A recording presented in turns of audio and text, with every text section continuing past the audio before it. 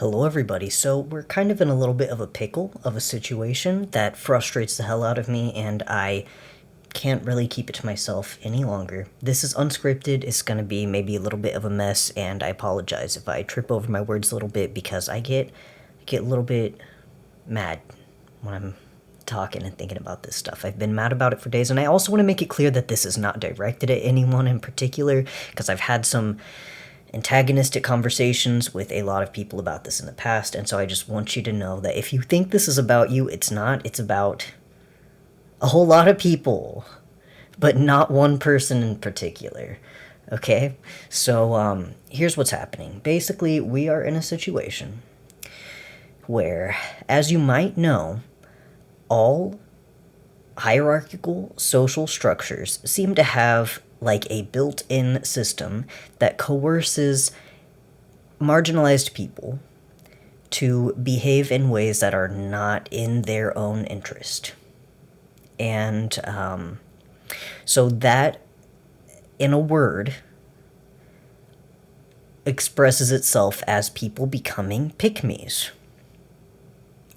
That's sort of like the gist of it, but it's a lot more complicated than that. And there is a problem in the trans community that is not being addressed by anyone except for a few trans men.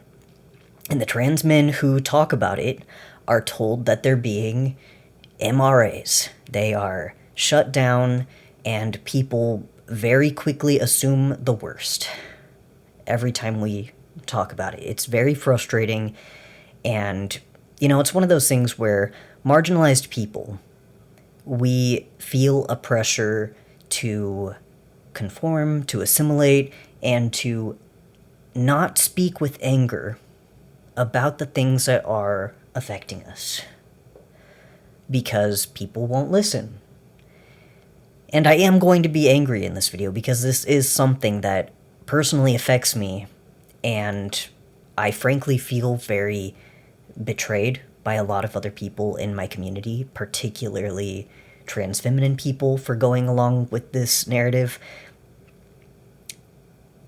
A lot of the rhetoric that is being repeated is not in the interest of trans people or queer people. A lot of it mimics TERF rhetoric. It mirrors it identically. It's very hurtful and frustrating to hear a lot of people echoing the shit that TERFs say and acting like they are supporting trans people whenever they say it. They're acting like they think that they're feminist when they say it. And so that's what I'm going to be talking about in this video.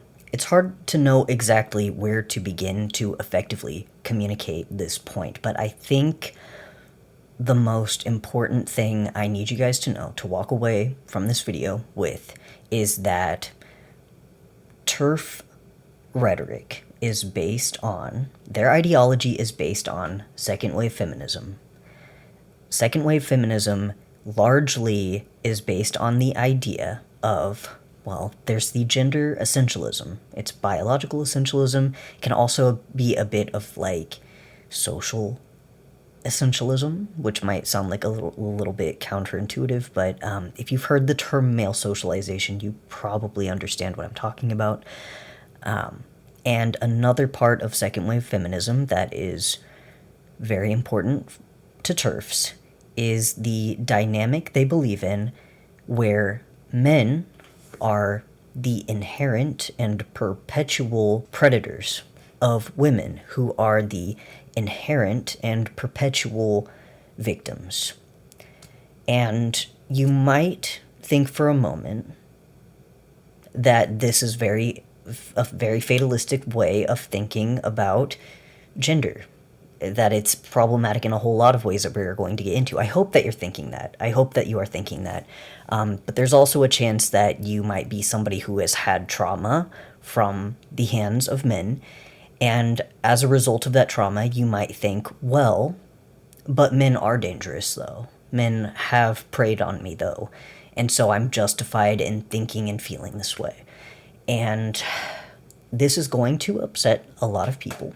And I want to say, the first thing I want to say is that I am a person who has been on disability for PTSD and depression since like 2016. I haven't been able to move on with my life and do the things that I want to do, and I've been horribly emotionally affected by trauma at the hands of a man, sexual trauma at the hands of a man. When I was 18 years old, I moved in with a boyfriend that I didn't know very well, and I had abusive parents, so I didn't have anywhere else to go. So, ended up moving in with this guy who was 4 years older than me while I was a high schooler, and I got sexually assaulted, sometimes more than once in a day, several times a week, almost every day usually. I didn't get a lot of breaks from it, and that happened for about 2.5 years of my life. And so, as you would imagine, definitely I'm a little bit traumatized. Legally, I am disabled by PTSD as a result. Yeah, there's like a lot to unpack there. There are so many different ways that, like, so many different things that I need to address with this conversation. The first thing that I want to make clear, though, is that I understand the idea of having trauma at the hands of a man, and like how that might make you feel hypervigilant. But something else I want to be clear about is that for whatever reason, possibly because I'm a trans man, I didn't really essentially link the potential for abuse with being a man. I think, and this is possibly because both of my parents were equally abusive, and one of them was a cis woman, I think that regardless of gender, all people have approximately, probably, equal potential to be abusive, whether that be physical, violent abuse, sexual abuse, emotional abuse, verbal abuse. I know a lot of cis men who have been abused by cis women. I know a lot of abusive cis women. I know a lot of abusive cis men. And what I need you guys to take away from this video is that perpetuating the idea that men are inherently dangerous or abusive more so than women is transphobic. This idea is transphobic. And this is something that I'm not going to make any concessions on. I can't be budged on that idea. And so something that I want you guys to think about is, if men are predatory, when do they become predatory, and what part of them makes them a predator? Is it being born with a penis? Is it having a penis on your body? Is it having an adequate amount of testosterone in your body? Is it when you look like a man? Is that what makes you a predator? Is it when you identify as a man?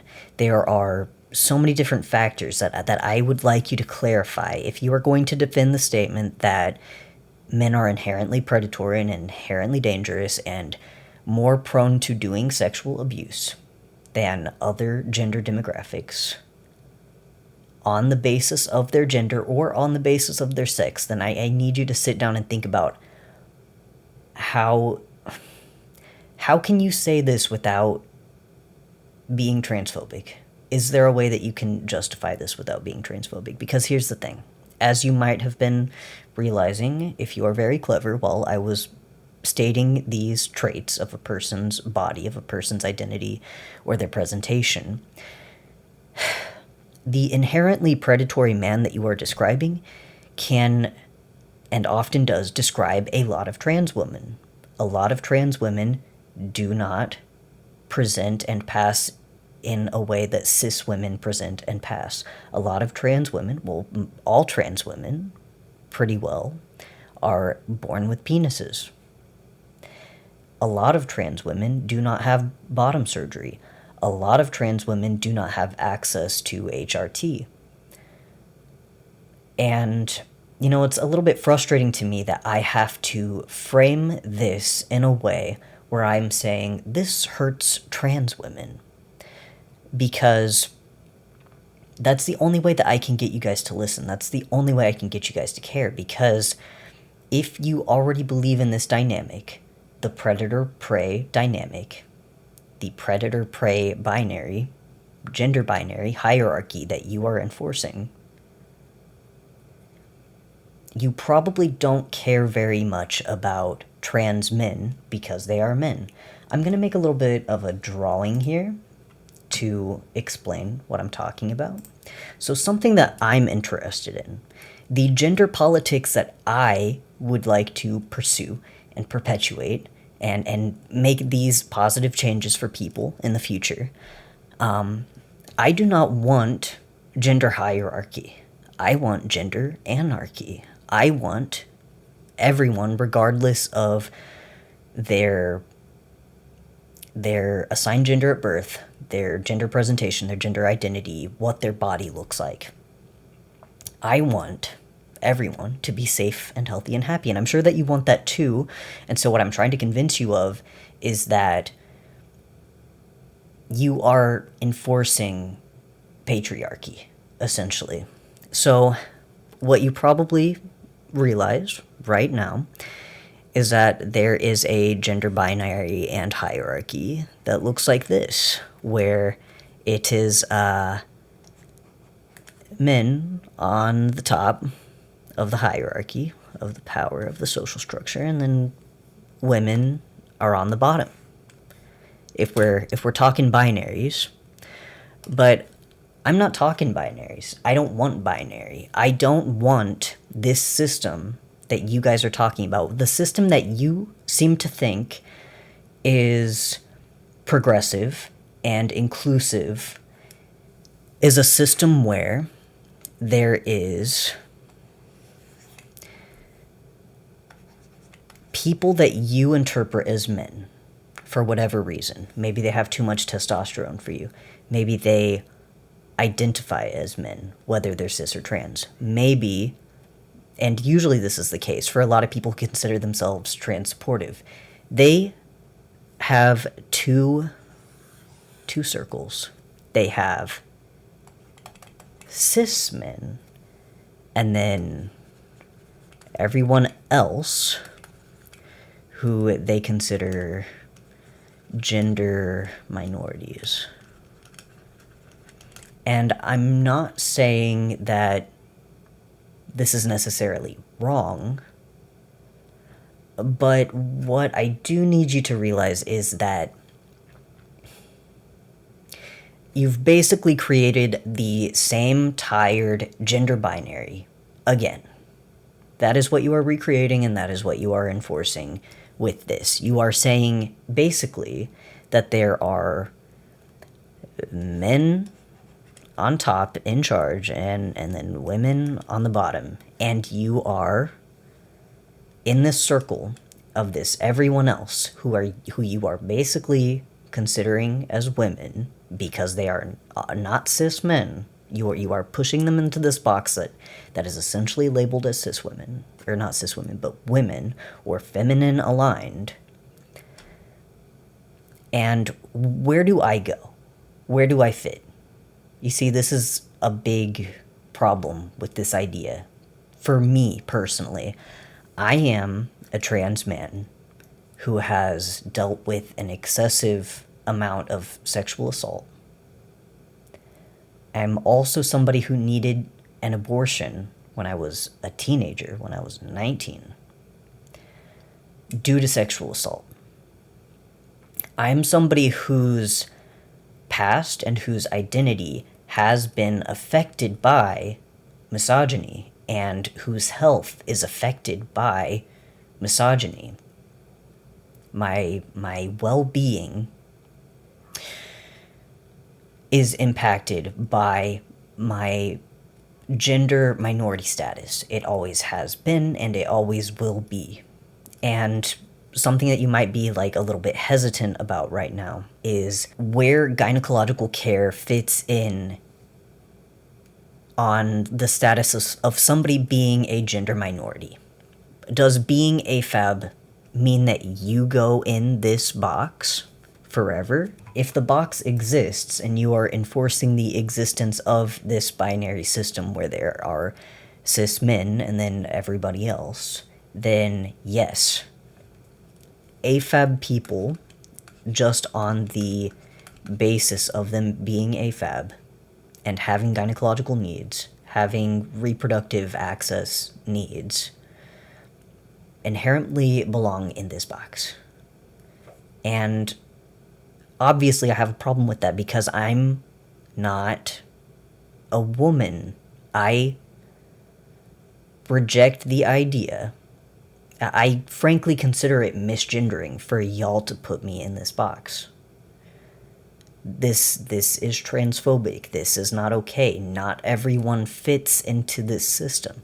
As a trans man, I don't belong. You're creating a hierarchy. You're recreating a fatalistic hierarchy where cis men are inherently predatory. You imagine them to be that way. Your bar for cis men is in hell, and you are keeping the bar in hell. We can expect better things out of cis men, and for you to constantly expect poor behavior out of them, I think isn't good for any of us. A concept that you guys might be familiar with is oppositionality. So basically, oppositionality in a minority group might look like, oh, you guys are going to call me these disparaging terms, these slurs, you are going to have these expectations for me that do not align with who I am, regardless of how I present myself, regardless of who I really am. So maybe I might as well actually just be those things. Maybe I might as well be those terrible things that you are calling me. And so for some groups, that might look like reclaiming slurs. For a lot of queer people, it might be like, well, you're gonna call us feminine, you're gonna call us fairies, you're gonna call us fags. Then, you know what? I guess if you're gonna tell me that I'm not a man anyway, then I guess I might as well have fun and paint my goddamn nails. And what I want to make clear is that I'm not saying that you create the behavior, the bad behavior that some cis men partake in by putting these expectations on them, but I am also saying that it doesn't necessarily help. I think that you can have healthy expectations for cis men that would be productive not only for you, but for them as well. Yes, that was the unmistakable sound of me accidentally slapping a D20. It's fine. And some of you might have the reaction of something like, well, it's not my job to try to make cis men act better. And I agree with that, actually. It's not your job. And it's also not my job to educate people who call themselves feminist about the ways that they are harming transmasculine people, like, not just harming, but, like, being incredibly transphobic toward us. It's not my job to do that either, but I guess sometimes we have to take a little bit of burden of the responsibility, unfortunately. It's not fun, but I am interested in creating a better world than the world that I was born into, and so it's something I'm gonna do even though I don't want to do it. I want to talk a little bit more about trauma and hypervigilance and how that influences your behavior and your perception and your beliefs. So something I'm actually doing right now is called cognitive processing therapy, and pretty much one of the biggest parts of cognitive processing therapy is addressing the beliefs that I have picked up from trauma. And so something I want you to acknowledge and consider is that some of the things that you believe about a demographic of people might only be a result of trauma and might not be good for you, aside from it not being good for other people and it not being good for your politics and it not being good for the future and the world that we want to create together. A world of gender anarchy. It is going to upset some of you guys for me to make this comparison, but my girlfriend's dad says that he is allowed to be racist because he was assaulted and mugged by black men. Apparently that's a thing that happened to him, and he uses that as a justification to continue to be racist. I think it is very important that we, on one hand, I want to tell people that if something or someone makes you feel unsafe, then you're not really a bad person for reacting to your trauma and separating yourself from an environment that makes you feel unsafe. On one hand, I do want to say that, but on the other hand, your trauma does not justify bigoted beliefs, period. It just doesn't. For a lot of TERFs have sexual trauma that they have experienced at the hands of men or people that they perceive to be men, and they use that trauma to justify their hatred and their fear of trans women in particular. I would say that a majority of TERFs believe what they believe because of trauma. And so that's why I really think it's important to address this and to talk about this in particular, because it leads to bad outcomes. It leads to beliefs that are unhelpful in our goals.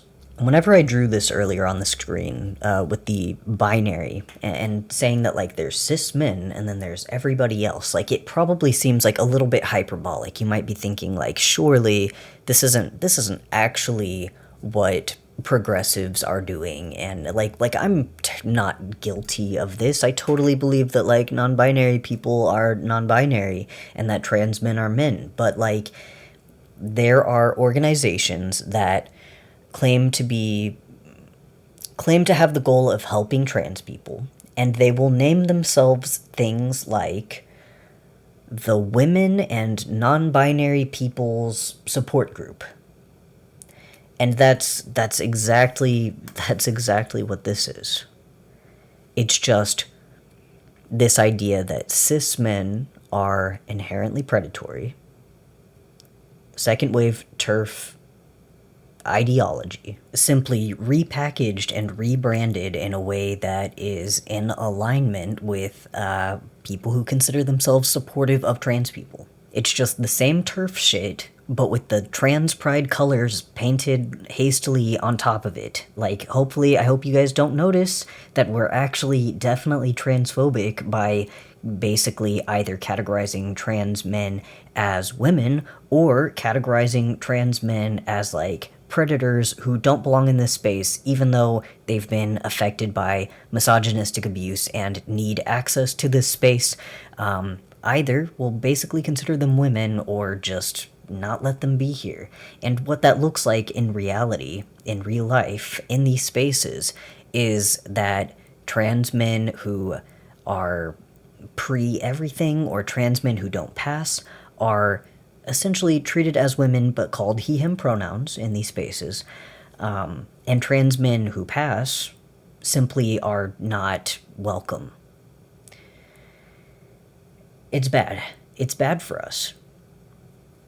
And it's fucking transphobic. Another thing is that even if trans people were not in this equation, I still think that it's fatalistic and unhelpful to have this idea that men are a certain way and that women are a certain way. I mean, like, to me, that's like one of the key tenets of feminism is that if you're AFAB, if you're AMAB, if you are, I mean, especially as a trans person, I believe in the ability for people to change. I don't believe that your destiny is written in your DNA. I don't think it's written in your chromosomes. I don't think it is written in your hormones. I don't think it is written in the secondary sex characteristics that you developed during puberty against your will. I think that people can be a whole lot of things. And I think that second wave feminism stifles that. I think it enforces patriarchy. And if you are trying to create a space where trans men, trans masculine people are supported and welcome and their experiences are respected and their identities are respected, this is not the way to do it. This is not the way to do it. I would not feel respected or welcome in a place that advertises itself in this way, because there is no space for me. I look like a man. I sound like a man. I am a man. Yet I've experienced these things that people associate with women. And so it's kind of a tricky situation for a whole lot of trans masculine people and for trans men in particular, because it's already the case for cis men that if cis men are open about their experiences of being abused by a partner or sexually assaulted, because of this predator-prey dynamic, this belief that people have about men and women, a lot of men feel that, and this is not unreasonable for them to feel this way. They feel that if they come out about having been abused, if they are open about that, if they tell someone they've been sexually assaulted, they will be told either that they are less of a man because of the thing that has happened to them, or that the thing that has happened to them wasn't really a big deal. Because men aren't abused. Men aren't the victims. Men are the predators. That is the information that this dynamic conveys. It creates a system where men cannot be abused and where women cannot commit abuse. And even if trans people did not exist, even if non-binary people did not exist, this would not be a healthy or productive way to think about gender. In the UK, rape is legally defined as penetrative. Specifically, there has to be penetration with a penis done by the assaulter, or else it is not rape. And so what that means, for those of you who say, well, there are statistics, statistically, men are more likely to commit the abuse. For those of you who say that, I want you to realize that in the UK, no cis woman has ever committed rape legally, on paper, on statistics. It has never happened before because of the way that it is defined, it cannot happen. It doesn't exist. Data doesn't exist in a vacuum. Data is created by human beings who have biases, by human beings who have dumb ideas about gender, dumb ideas about race.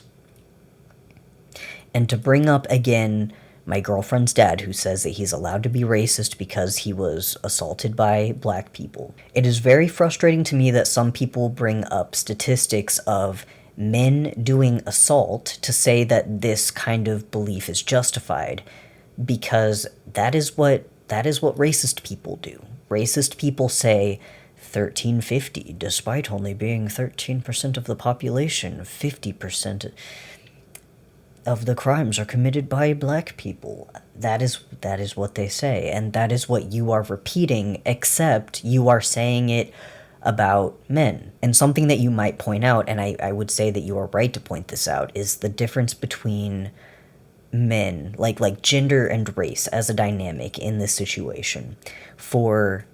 In terms of race, the reason why the stats are this way is because of over-policing. And we also know that if we back a marginalized community into a corner where they must commit crime to survive, then they are going to do crime to survive. That's just a reasonable thing that a normal person would do. And so something that I want you to do is to try to be curious and figure out with me, why are the stats this way? Why, other than in some cases we can clearly see that rape might only be defined a certain way that excludes an entire gender from being able to commit sexual assault. We know that that happens, at least in that case. But there could be other factors influencing men and women into reporting situations in a certain way. And so one of the things that I want you to think about, again, is that men are incentivized to stay quiet about sexual assault. That is one thing that we know. With men in general, there is a very strong social incentive to hide emotional pain, vulnerability, and trauma. Any of it, period. There are even, I think, a lot of instances of joy being something that men feel pressured to downplay because men aren't emotional. Women are emotional. If you're emotional, then you're acting like a woman, which for cis men, being told that they can't express their emotions, can't express that they've been abused or assaulted, that's very painful. That can be a very lonely experience and a very psychologically damaging thing to deal with. But I want to point out that for trans men, the stakes are higher. So if it's already painful and socially isolating for cis men, the thing is that I am 5'2" and I don't have a penis. And for the first nearly 30 years of my life, my birth certificate has had, actually more than 30 years, my birth certificate has had the letter F next to my name and a woman's name on it. I have been legally and socially defined by my body as a woman for most of my life.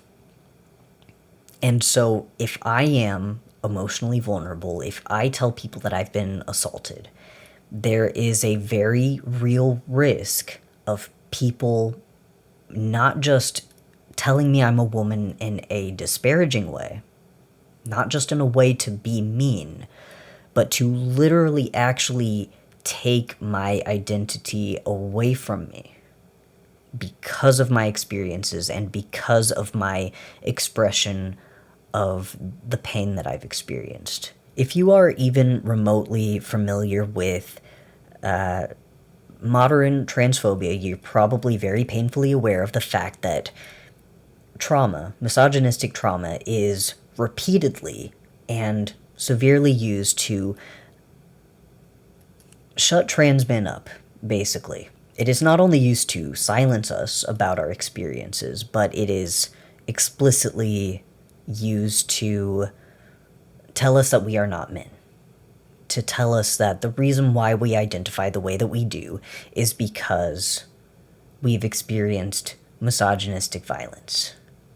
That's the way that they define it. They say that we are just trying to escape misogyny, that we were sexually assaulted, we had a bad experience of being a woman, and that is why we're transitioning. That's the rhetoric. That's what they say about us.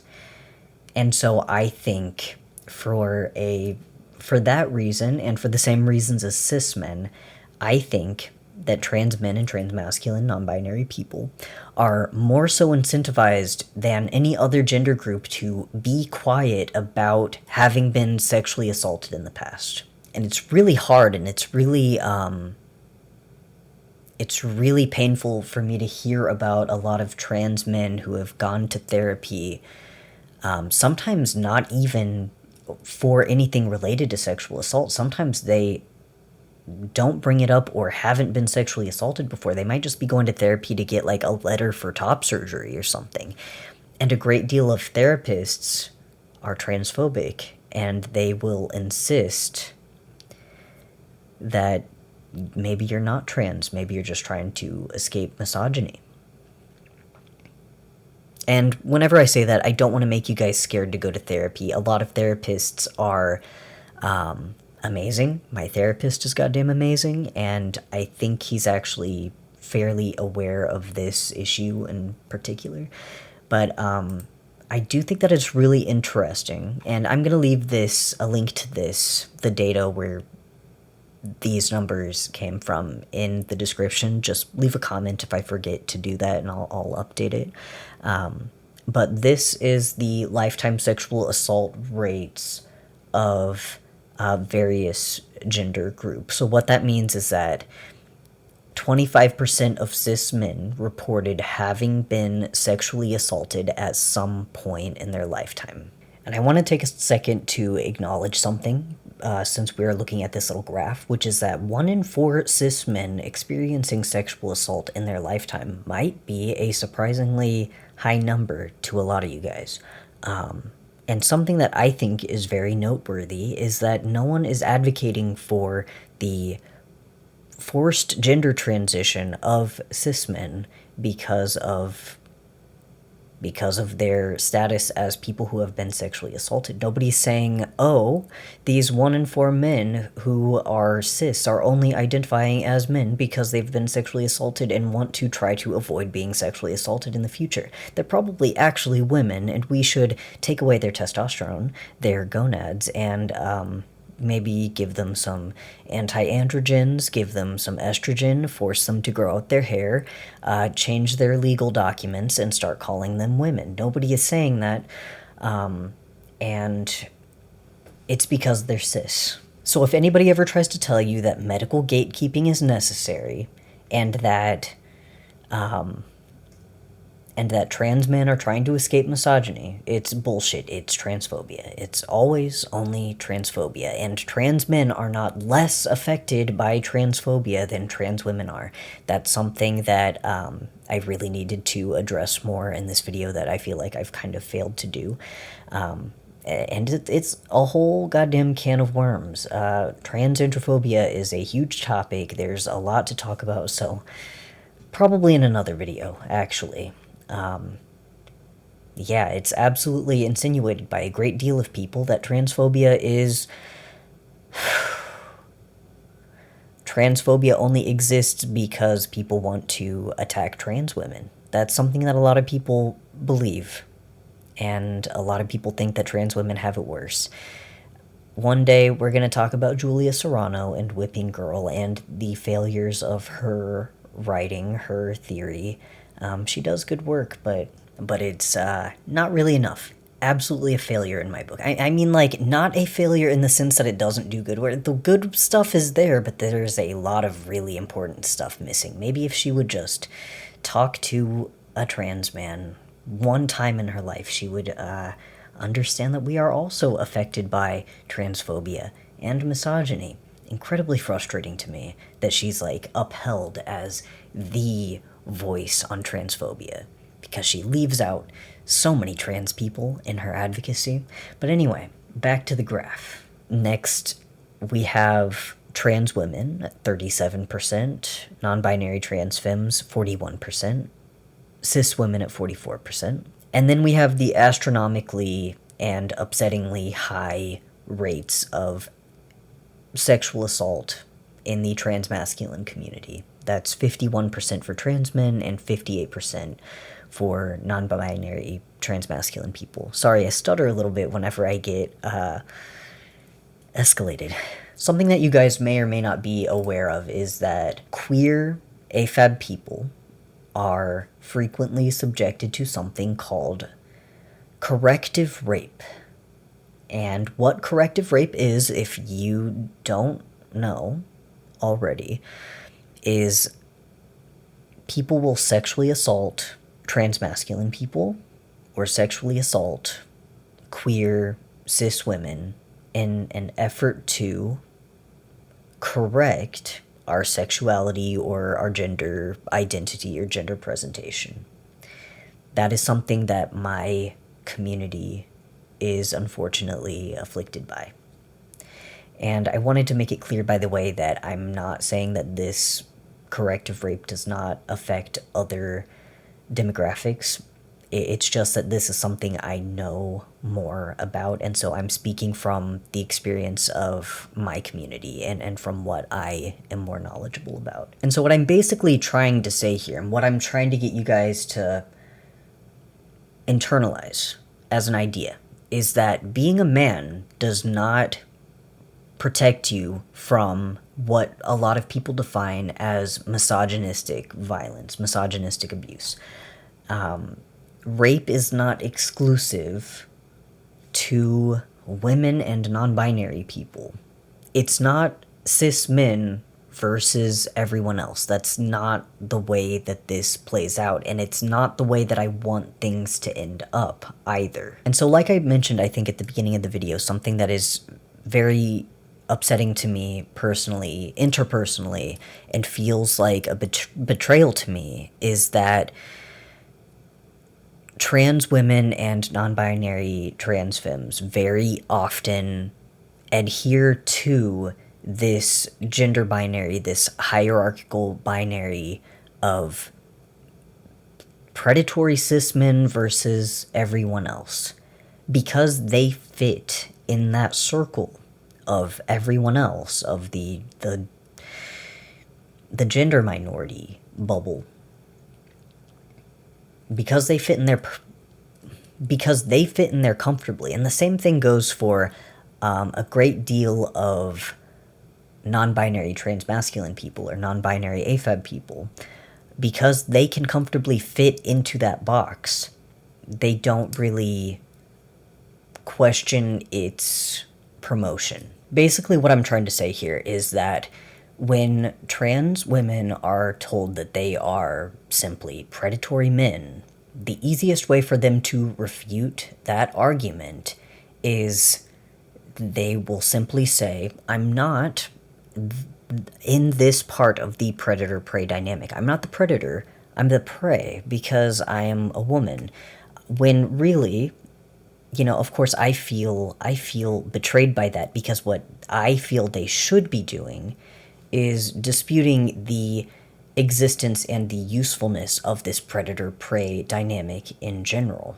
Because, like I have said before, the goal should not be to keep this binary system, this binary hierarchical gender system. The goal should be to eliminate hierarchy in gender. The goal should be to eliminate that system and to help promote gender anarchy. And as I have repeated before, trans men do not comfortably fit in that binary, especially trans men who have been affected by misogyny, which a great many of us, if not every single one of us, have. And I want to add something that is important to me, so I'm not, like, misinterpreted. Even though this is something that I feel that I would prefer trans women to do, I'm not saying that, like, they're bad people for failing to do this. Marginalized people, we have to do what we have to do to survive, which is, you know, something that I touched on earlier. And sometimes that means compromising our values a little bit. And what I would hope is that this is a compromise. That whenever trans women are doing this, it's not really what they believe. It's not really what they want. They don't really want to uphold a hierarchical system where they are the prey instead of the predators. I don't think that most trans women want that. I would hope that most trans women do not want that. But there is a tendency, like I mentioned in the beginning of the video, for marginalized people to be incentivized to uphold these systems that ultimately harm them. And that is where we get the word pick me from.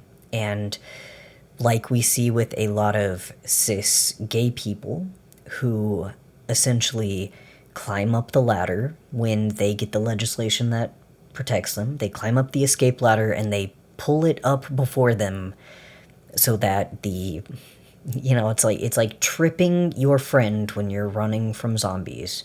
That is what it feels like to me. That is my perception of the situation. And again, like, it's not necessarily the case that they are doing it intentionally or, like, with malice, usually this behavior comes from a need to survive, a need to secure your own survival. I understand that. I understand that that's where this behavior comes from. However, this is what intersectionality is all about, which is we are not going to be effective as a group. We are not going to be effective as a collected political unit, as allies working together, if we do not learn about and acknowledge all of the problems that various groups face. We are not going to be able to advocate for solutions to their problems if we do not know what their problems are. And we are going to inadvertently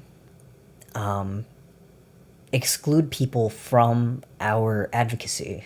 You know, if we do that, we become less powerful as a unit. I mentioned this in a video that I called something like how TERFs are dividing and conquering us. The really dangerous part about these systems having parts in them that coerce us into acting against our interests is that it divides us. That's really the thing that is the most powerful about it, and the most damaging about it.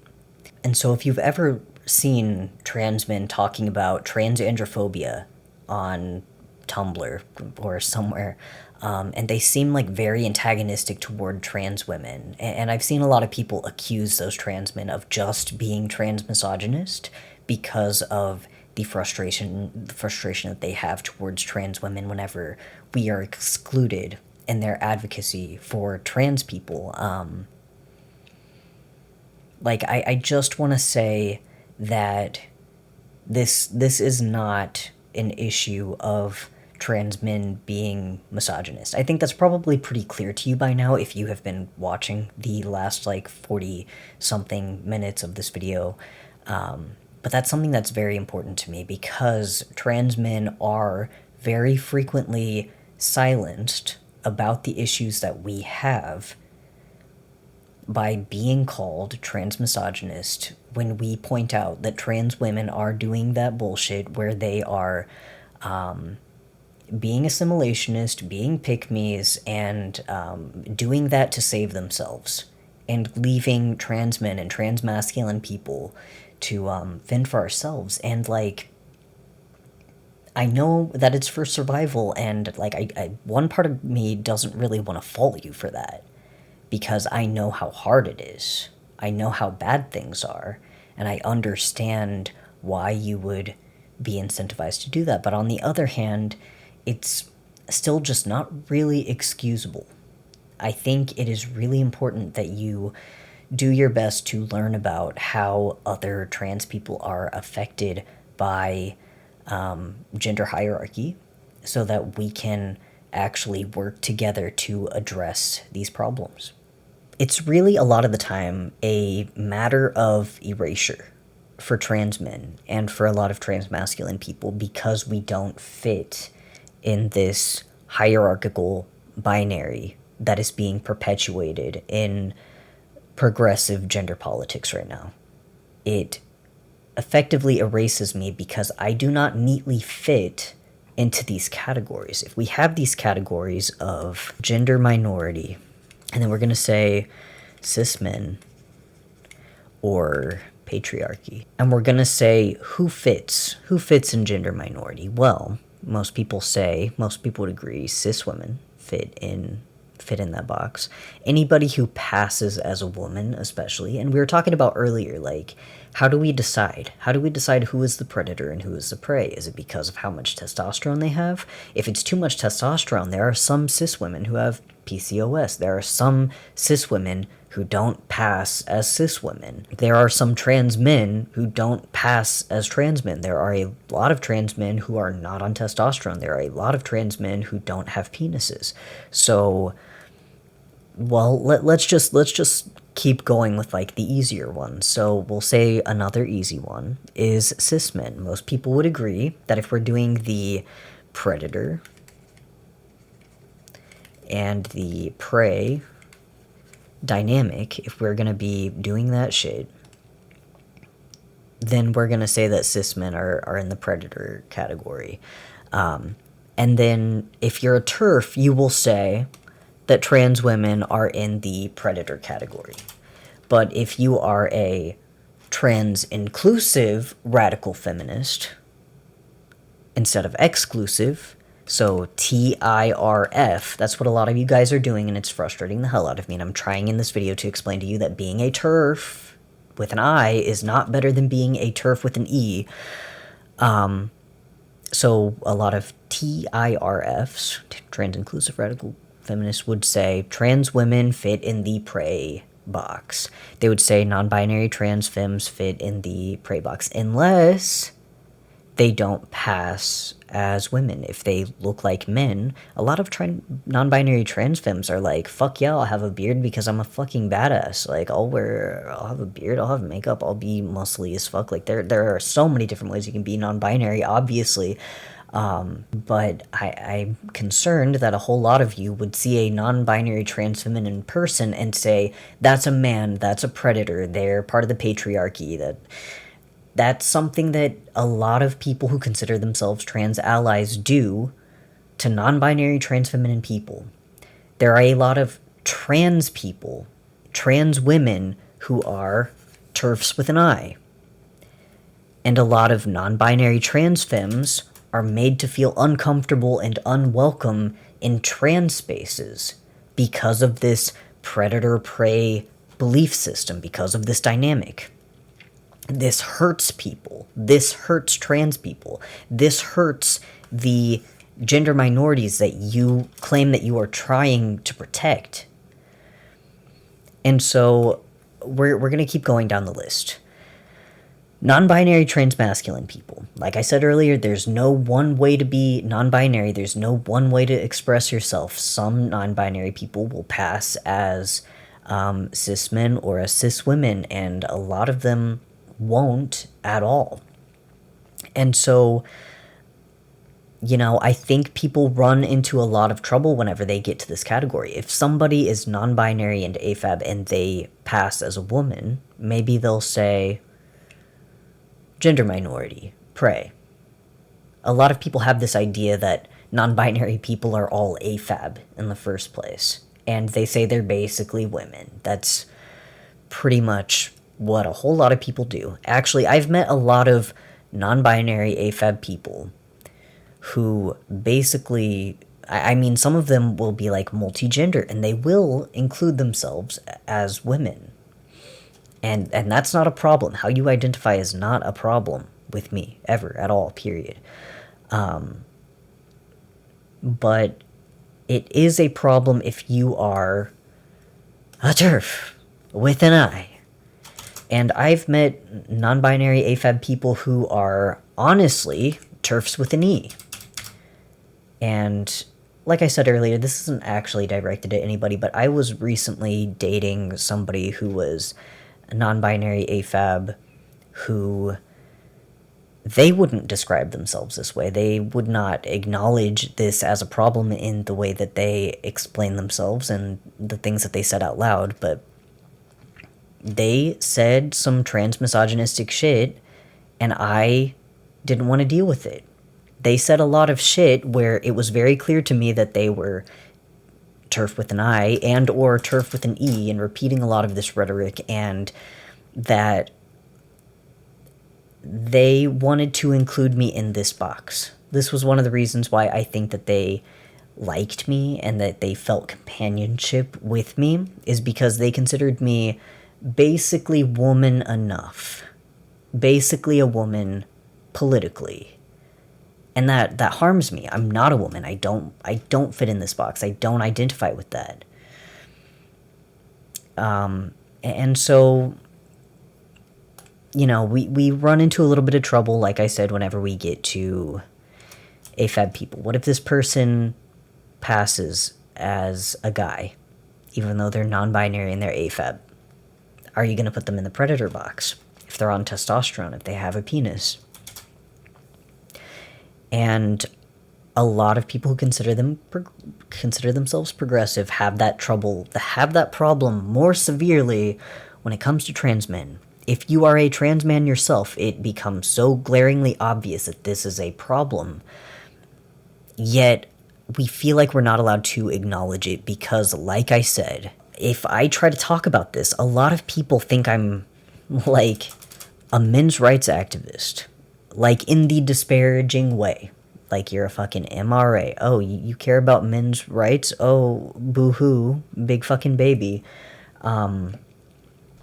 But what I need you to understand is that my identification as a man is inseparable from my status as a gender minority.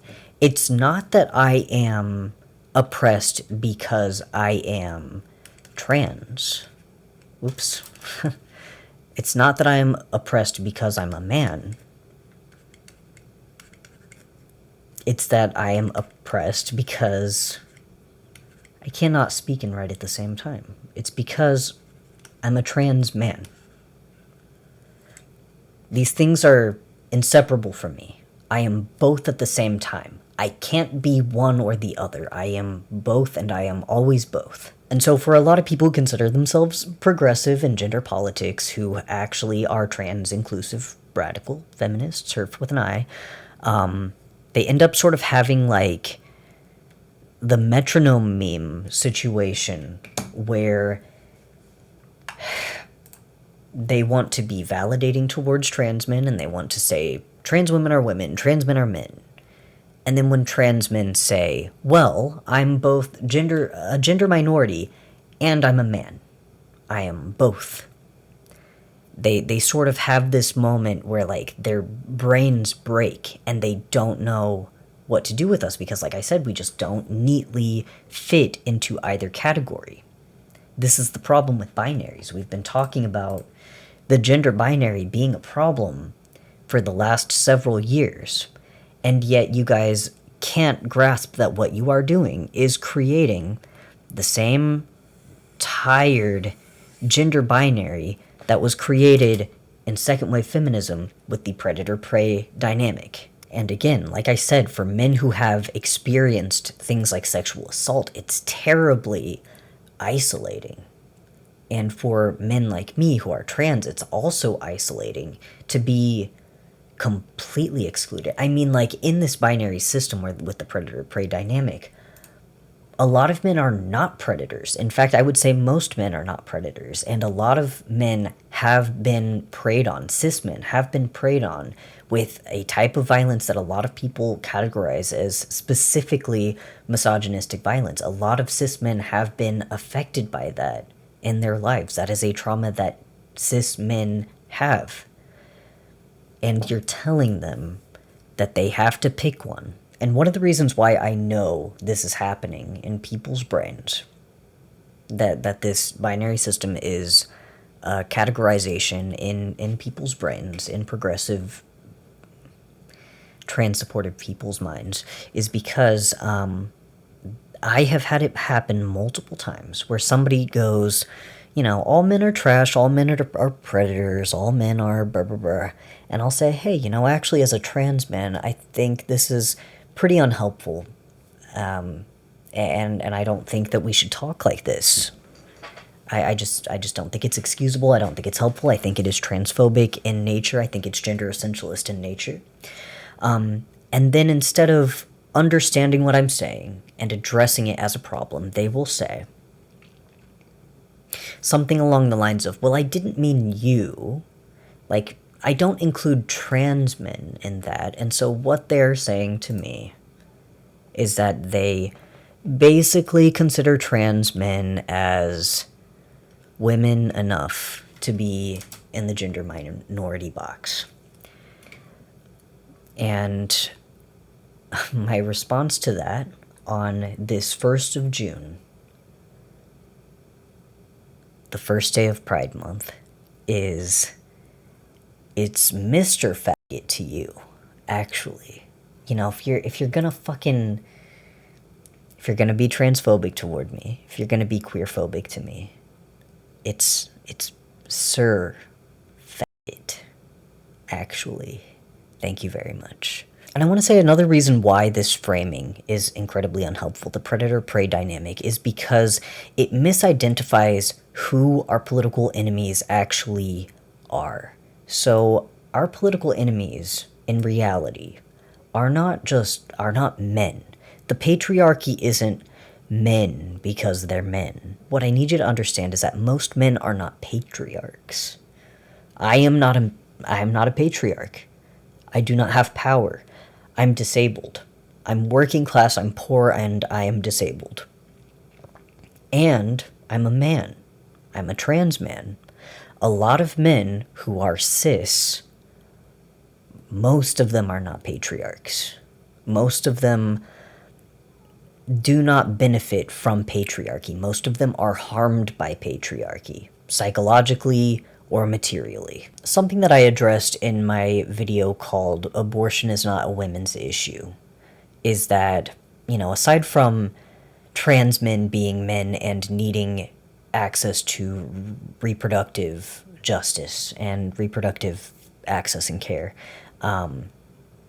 it's this idea that we are misidentifying our political enemies. And so if you see a man and you assume that he is your political enemy because he is a man, then you are doing politics wrongly. It is not helpful to our goal, to our cause.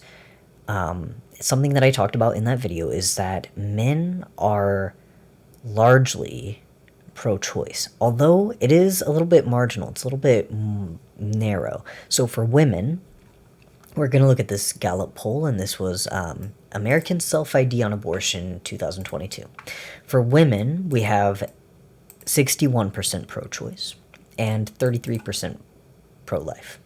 So we've got 61% reasonable human beings and 33% mental illness. And so for men, unfortunately, even though there are more men who are pro-choice than men who are pro-forced birth, it's only by a 1% margin here. And so, like, a lot of you might be thinking, like, case closed, right? Like, that about does it for me. Like, it's men. Men are the problem. Men are the reason why we don't have access to abortion. And no, we had Amy Coney Barrett cast in her vote for overturning Roe.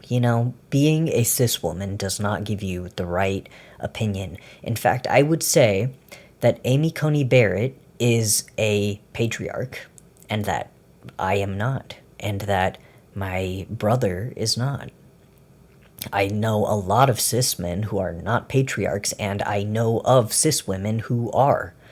It's not determined by your gender identity, whether or not you have power over things like this, and whether or not you are making bad choices for other people's bodies. But if we look, this is what's important to me when it comes to identifying our enemies and our allies. If we look at age, the difference is even more significant than gender. If we look at party ID, as you would imagine, the difference is much more pronounced.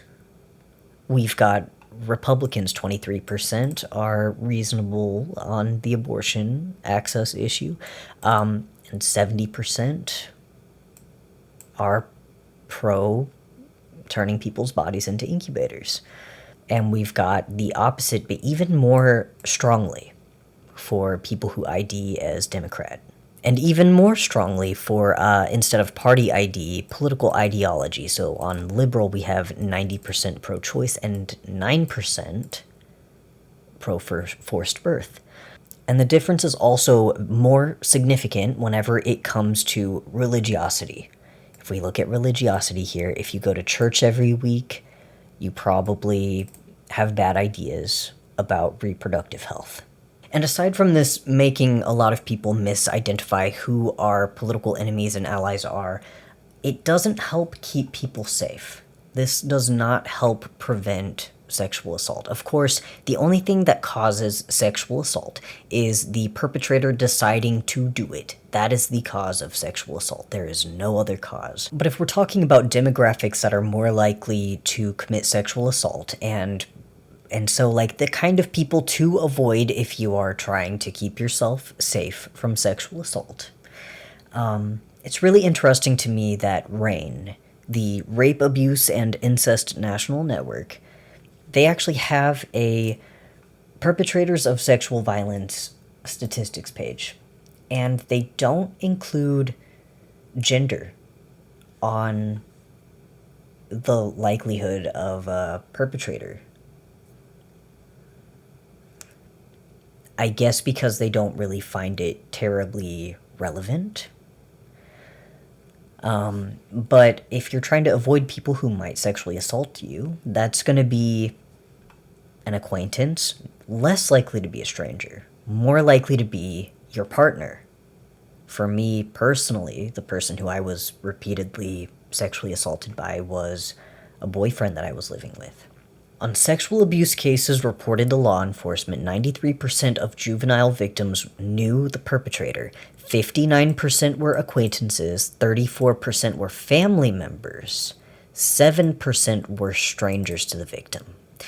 And so it's a little bit insane to me that there's like this cultural delusion, this imagination that the most common and most dangerous demographic, the person who's going to assault you, the person that you are afraid of when you leave the house, is a stranger. Treating strangers, random men on the street, as though they are dangerous is not going to prevent sexual assault. And, like, I don't want to sound like an asshole whenever I'm saying that. I'm not saying that to, like, make you feel embarrassed or stupid for feeling the way that you feel. Like, this should be a relief to you. It should be a relief for you to know that most random men on the street are not thinking about assaulting you. That should be a good thing for you. It shouldn't be something that you feel defensive about and something that you feel like, no, I should be able to hold on to this belief that men are inherently predatory. And as a trans man, I've had the experience of having to go from this status as someone that women see as like a comrade and someone that people see as safe, to being viewed as just a potential and likely perpetrator of assault of some kind, which is, you know, it's been isolating to me. If you're a woman and you feel like you need help, you need directions, you need something, you can go up to another woman and ask for help. You can ask men for help too, and they will be happy usually to help you.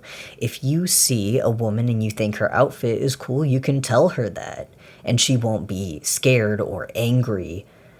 If you see a kid who waves at you and makes a funny face at you or something, you can make a funny face at them back, and their parent won't look at you with horror. Their parent will probably say hi to you and tell you their name. I've had to adjust socially. I've had to modify my behavior since transitioning in a way that has been isolating. I have to take on the cultural perspective, the broad judgment that people have of men being inherently predatory. I am dealing with the consequence of this every day, and for me, it looks like a type of isolation that I did not have to deal with before.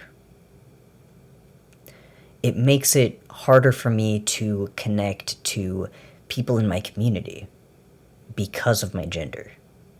And to be clear, again, this affects anybody that you guys perceive as men.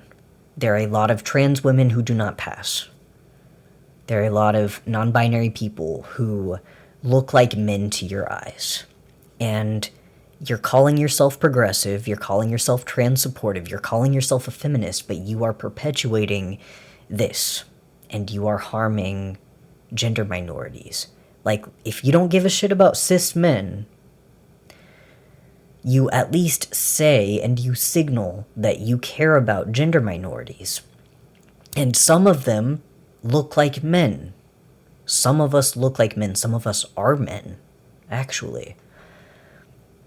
And so I need you guys to try to internalize these ideas and stand up for people like me who don't really fit into either of these boxes. And honestly, frankly, I would encourage you to try to start giving a shit about cis men too. I think that your feminism should include cis men.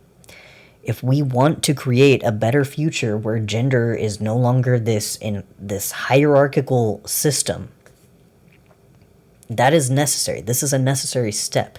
Treating cis men like they belong in our advocacy is something that we are going to have to do. That's just something that we're going to have to do.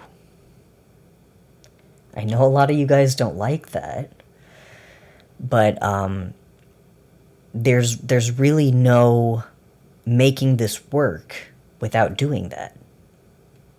A lot of people who you look at and think are cis men are not cis men. And so if you're not doing this for the sake of cis men, you at least need to do this for the sake of the gender minorities who look like cis men. And there are a lot of us.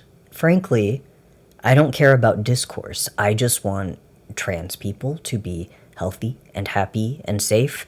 And I care about discourse whenever it harms my people, which it often does, but otherwise I try to do my best to just stay out of it. It irritates the hell out of me. But anyway, if you enjoyed the video, and if this was something that you found helpful, I would really, really appreciate it if you could give me maybe $2 on Ko-fi. See, the thing is that my girlfriend and I are living in a state that wants to kill us. We're both trans and we live in Missouri, and it's awful here. And we are trying to move to Minnesota. Like I mentioned in the video, I'm disabled, I don't have a job, we're broke as fuck, and if you could just give me a little bit of money, that'd be pretty sweet. I'm gonna try and start a fundraiser soon. I will let you guys know whenever I get that done. And if you could share that when it comes out, that'd be super goddamn cool, actually. So anyways, thank you all for watching, and I will see you next time. Bye.